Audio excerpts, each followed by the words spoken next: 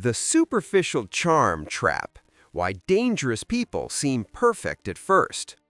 In the field of forensic psychology, there is a paradox known as the mask of sanity.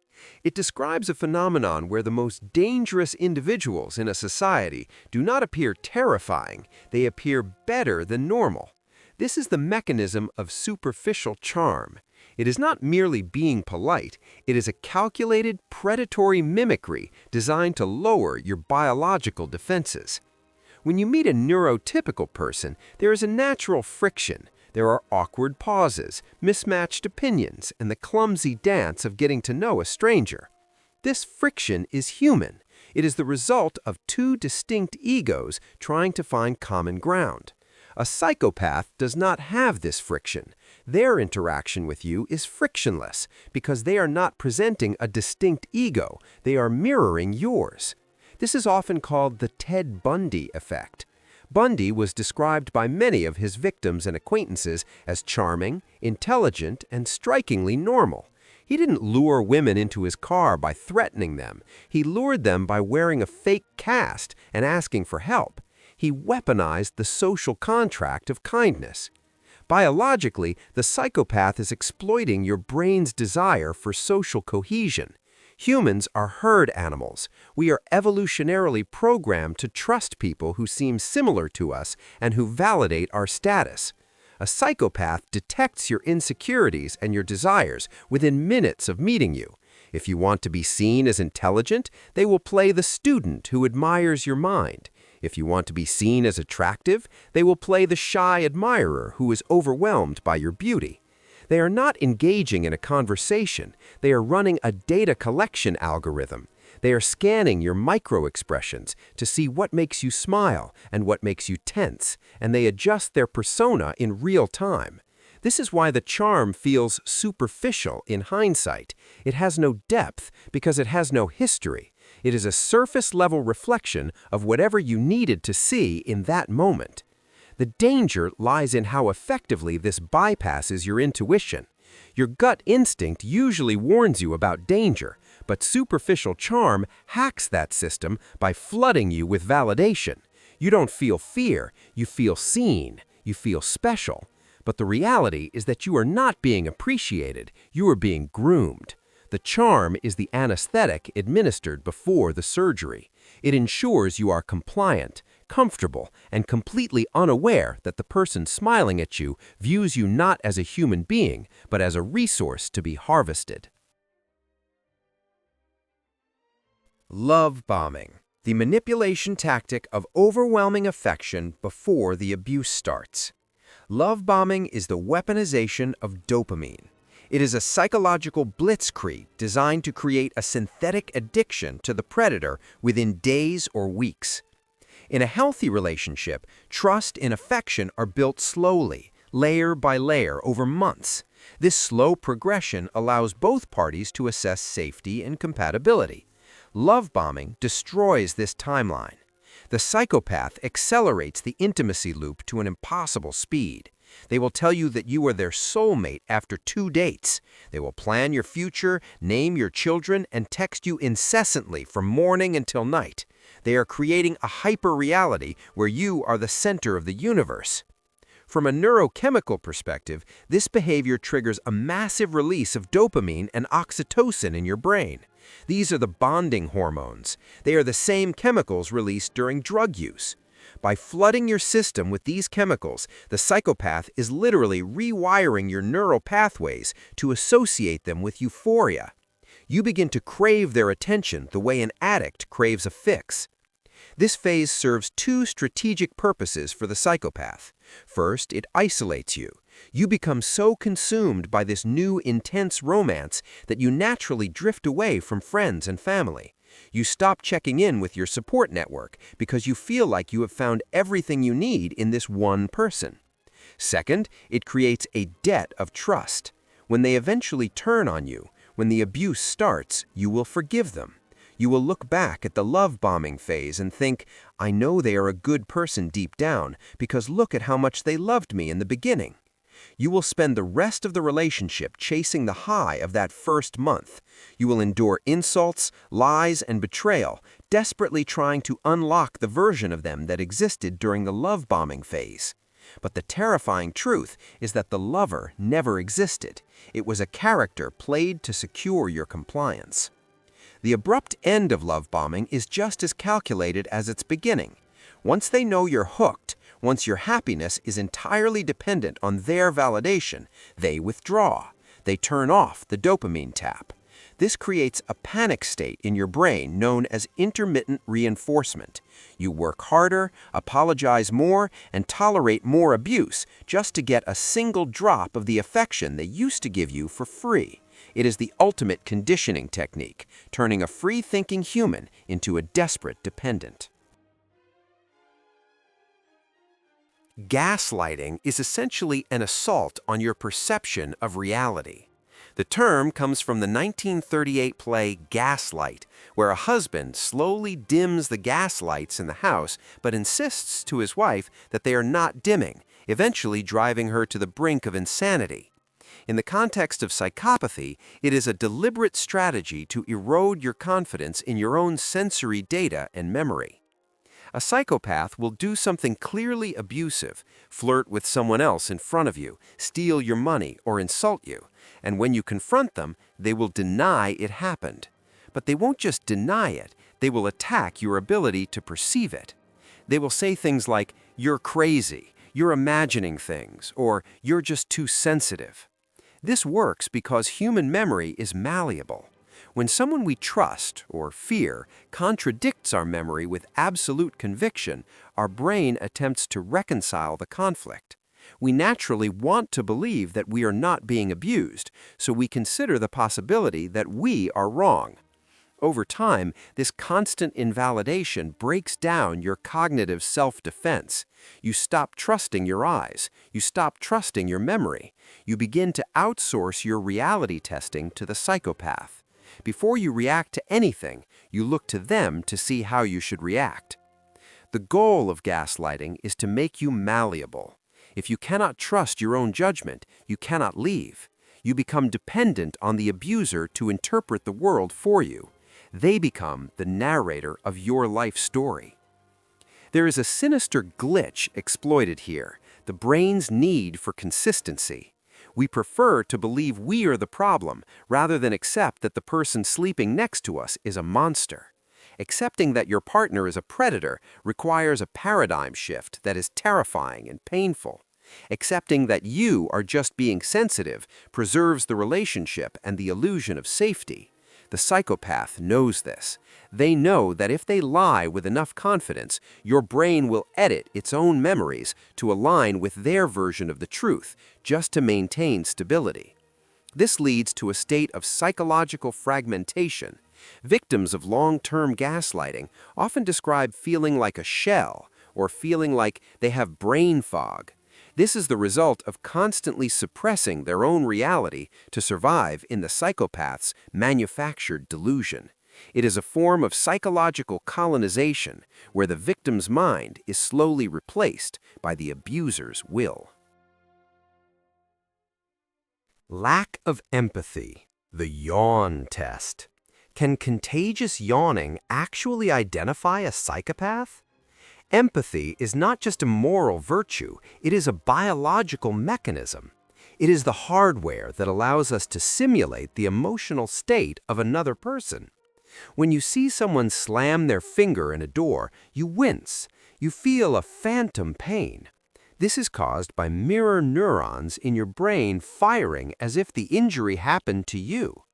This neural network is the foundation of human society, preventing us from hurting each other by making the pain of others chemically unpleasant to witness. A psychopath has a broken mirror neuron system. They can cognitively understand that you are in pain. They know that crying means sadness and screaming means fear, but they do not feel it. There is no somatic resonance. To them, your pain is just data. It is neutral. This is why they can inflict torture, financial ruin, or emotional devastation without a raised heart rate. One of the most unusual but scientifically supported indicators of this disconnect is the contagious yawn. In neurotypical humans, yawning is highly contagious. If you see someone yawn or even read the word yawn, your brain triggers a sympathetic response. This is tied to the same neural pathways as empathy and social bonding. It is a subtle biological sync. Studies have shown that individuals with high psychopathic traits are significantly less immune to contagious yawning. They can watch video after video of people yawning without triggering the reflex. Their brain resists the social synchronization. While this Yawn Test is not a definitive diagnosis on its own, it illustrates the profound biological isolation of the psychopath. They are not synced with the herd. They are operating on a closed circuit. This lack of empathy is often categorized into two types: cognitive empathy and emotional empathy. Psychopaths often have very high cognitive empathy. They can read you like a book. They know exactly what to say to hurt you or seduce you. They understand human software perfectly. But they have zero emotional empathy. They do not care about the output. This combination is what makes them lethal. Imagine a surgeon who knows exactly where all your nerves are, cognitive empathy, but doesn't care if you scream when they cut them, lack of emotional empathy. That is a psychopath. They use their understanding of human emotions not to connect, but to manipulate. They view your emotions as levers to be pulled. If making you cry gets them what they want, they will make you cry. If making you happy gets them what they want, they will make you happy. The emotion itself is irrelevant. Only the utility matters. Parasitic lifestyle. Why they rely on others for financial and emotional support. The psychopath views the world through a strictly predatory lens. In nature, there are producers and there are consumers. The psychopath is an obligate parasite. They fundamentally believe that they are entitled to the resources of others simply because they exist. They do not view relationships as symbiotic partnerships. They view them as host-parasite interactions. This often manifests financially. They may constantly borrow money they never intend to pay back, live in your house rent-free while claiming to work on a big project, or sabotage your career so that you become their caretaker. They are experts at selling a dream of future success to justify their current leeching. They will spin elaborate stories about investments, settlements that are about to come through, or business deals that are 99% done. But the parasitism is not just financial, it is emotional and energetic. They feed off your status, your reputation, and your vitality. A psychopath will often target high-functioning, empathetic, successful people. They do not want a broken victim, they want a host with a full tank of gas. They attach themselves to your life, drain you of your confidence, your money, and your social standing, and then move on to the next host the moment you run dry. This behavior is rooted in a profound sense of grandiosity and entitlement. They believe that the rules of earning a living, or reciprocity, apply to little people, not to them. They see themselves as superior beings who should be supported by the mediocre masses. When you confront a psychopath about their lack of contribution, they will often flip the script, gaslighting. They will accuse you of being materialistic, unsupportive, or controlling. They will make you feel guilty for asking them to pay their share of the rent. This is a defense mechanism to protect their access to resources. Evolutionarily, this strategy is high risk but high reward. By exploiting the cooperation of the herd without contributing, the parasite conserves its own energy while extracting maximum value. However, this lifestyle requires constant movement. Once a host is depleted or becomes wise to the game, the parasite must detach and find a new victim immediately. This explains why psychopaths often have a history of frequent moves, job changes, and a trail of burned bridges. They are nomads of destruction, consuming and moving on, leaving a wasteland behind them. Pathological lying, lying when the truth would be easier. Duping Delight. Everyone lies. We lie to spare feelings, I love your haircut, or to avoid trouble, I was stuck in traffic. These are functional lies. The psychopath, however, engages in pathological lying. This is lying that appears to have no obvious motive, lying when the truth would be easier, or lying about things that can be easily disproven. Why do they do this? For the psychopath, lying is a form of power. Every time they deceive you and you believe it, they validate their superiority over you. It is a private victory. There's a phenomenon known as duping delight, a micro-expression of pleasure or a smirk that flashes across a liar's face when they realize their deception has succeeded. The psychopath gets a dopamine hit from the act of fooling you.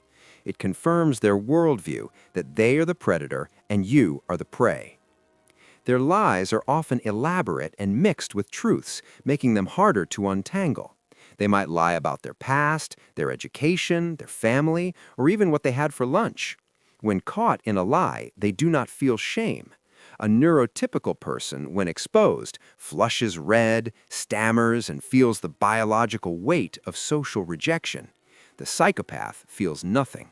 They simply pivot. They will invent a new lie to cover the old one, or they will attack you for questioning them. This lack of physiological stress response to lying is why psychopaths can often beat polygraph tests. A polygraph does not detect lies, it detects anxiety, heart rate, sweating, blood pressure. Since the psychopath does not fear getting caught and feels no guilt about the deception, their body remains calm. They can look you in the eye and swear on their mother's grave that they didn't do it, and their pulse won't skip a beat. This creates a dizzying reality for the partner of a psychopath. You find yourself playing detective in your own life, cross-referencing their stories, checking receipts, and doubting everything. The glitch here is that your brain struggles to comprehend why someone would lie about something pointless. You assume there must be a reason, so you twist your logic to find one. But the reason is simple and terrifying. They lie because they can. They lie because shaping your reality gives them control. To a psychopath, the truth is not a moral baseline. It is just another variable to be manipulated.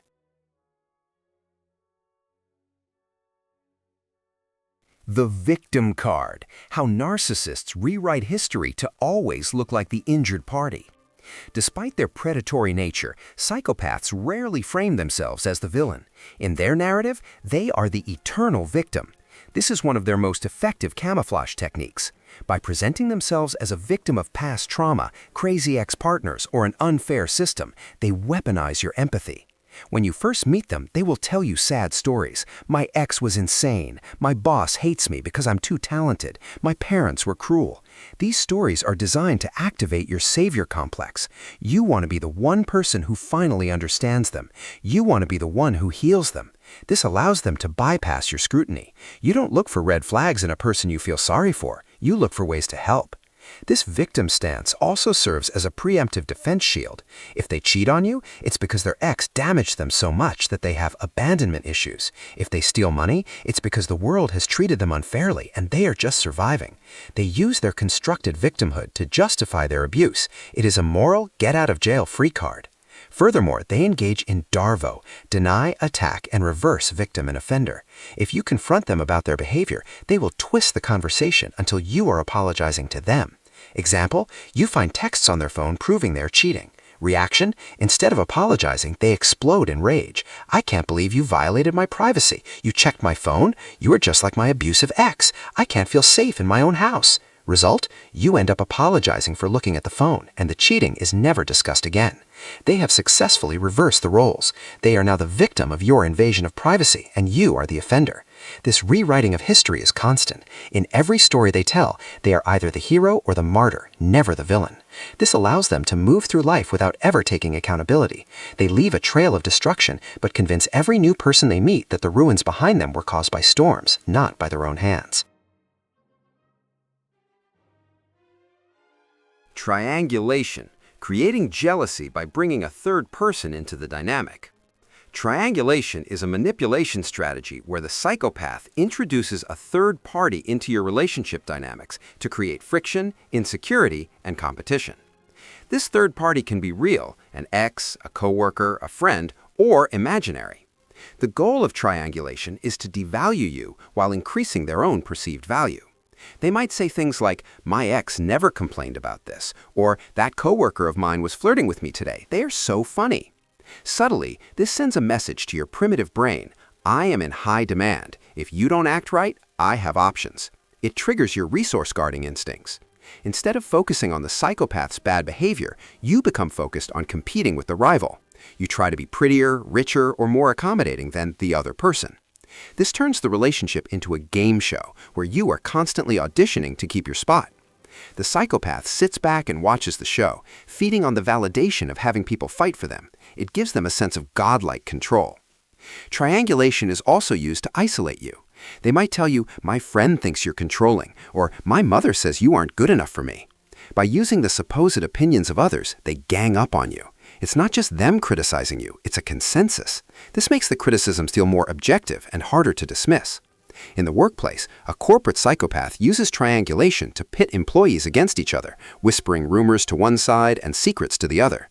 They manufacture chaos because chaos is a ladder. While everyone else is busy fighting each other, the psychopath operates unobserved, consolidating power. If you find yourself constantly feeling jealous, compared, or like you're in a competition you didn't sign up for, you are being triangulated. Healthy partners protect your security in the relationship. They don't treat your commitment as a renewable contract that depends on how you stack up against the latest rival.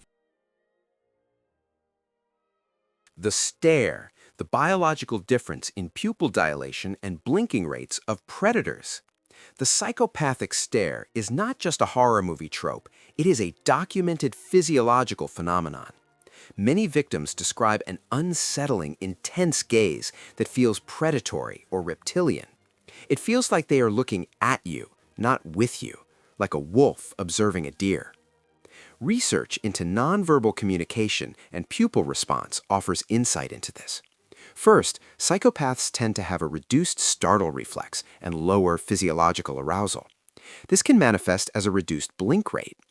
During intense conversation or conflict, a normal person blinks more frequently due to stress and cognitive processing. The psychopath, unburdened by anxiety or empathy, maintains an unblinking, fixated gaze. This lack of blinking signals dominance and aggression in the animal kingdom.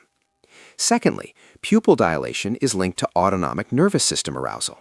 When we see something we love or fear, our pupils dilate.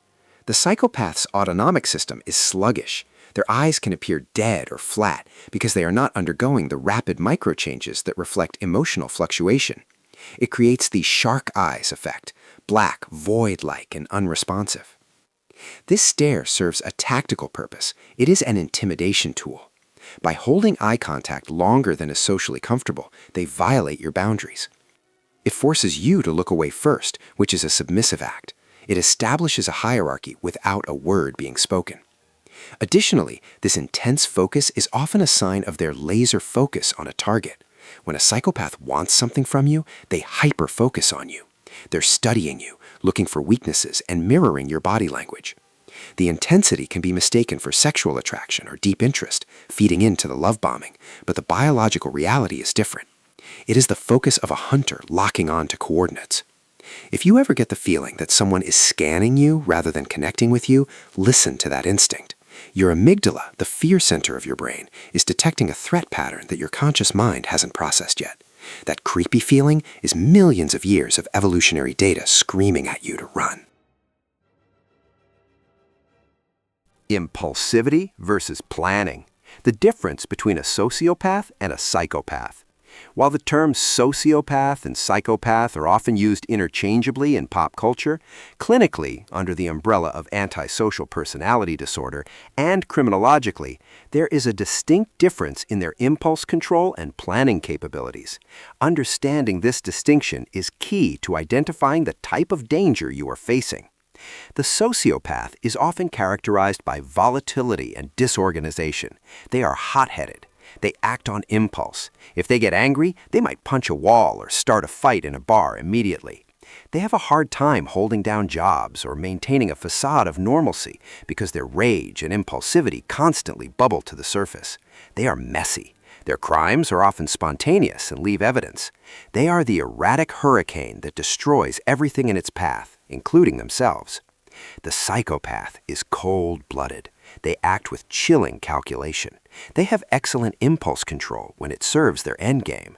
A psychopath can feel a surge of rage, but show absolutely nothing on their face. They can wait months or even years to exact revenge. They are the sniper, not the hurricane. This ability to delay gratification makes the psychopath infinitely more dangerous. They can blend into high-functioning roles: CEOs, surgeons, lawyers, politicians. They can maintain a family, a career, and a reputation for decades, all while running a parallel life of abuse or crime. They treat life like a chess game. Every move is planned. If they hurt you, it wasn't an accident. It was a decision. This cold executive function allows them to mimic emotion perfectly because they are not overwhelmed by their own feelings. A sociopath might laugh at a funeral because they can't control their nervous energy. A psychopath will cry at a funeral, not because they are sad, but because they know that crying is the winning move in that social scenario. If you are dealing with someone who seems to have an erratic, explosive temper and lives in chaos, you may be dealing with sociopathic traits. But if you are dealing with someone who is meticulously composed, who never seems to lose control, yet consistently orchestrates situations where you get hurt while they remain clean, you are dealing with the cold, calculated planning of a psychopath. The sociopath scares you with their noise. The psychopath should scare you with their silence.